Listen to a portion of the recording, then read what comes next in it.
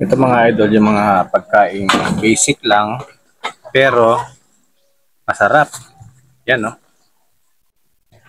Diba mga idol? Yun.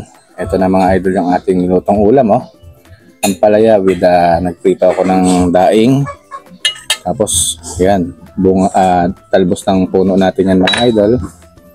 Yung mga bunga. Yan. So, yun lang naman ang pakinabang natin sa ating mga tanim. Yan. Tapos, nagprito ako na mga idol ng daing na bangus. Siya ko ng pinansahog. Ay, sarapan. Kain po tayo mga idol. Yan lang po ang simpleng ulam pero masarap.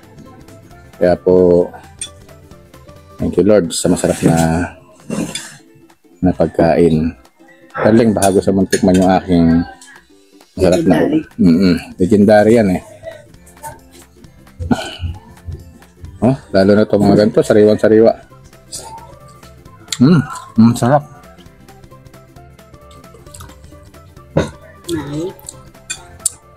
Sarap yan.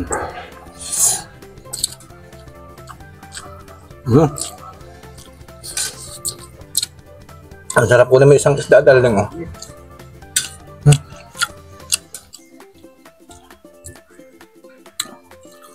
Hindi matatawaran ng mga ganitong klaseng luto ng ulam mga idol. Paligid lang.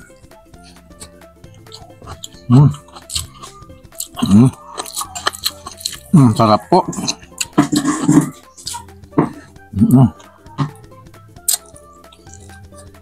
Ang sarap po talaga. Yung dahon ng ampalaya, oh.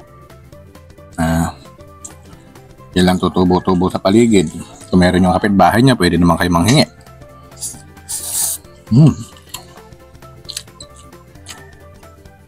Ang sabaw niya.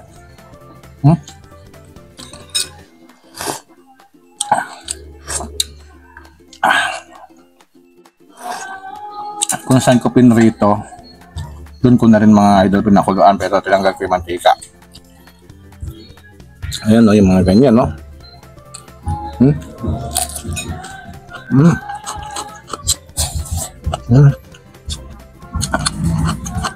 Ang lutong.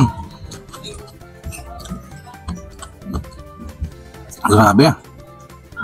Kain po tayo mga idol.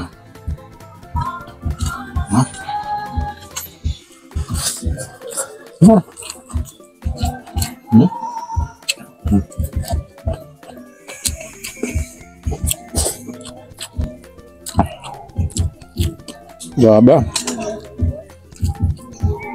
Ang sarap po, ang sarap. Yan.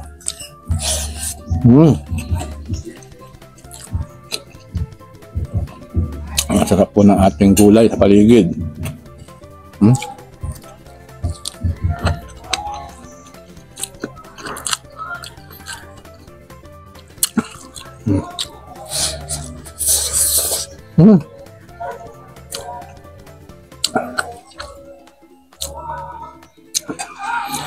Dahon lang, prito. Asin bitchin lang mga idol. Yan, no?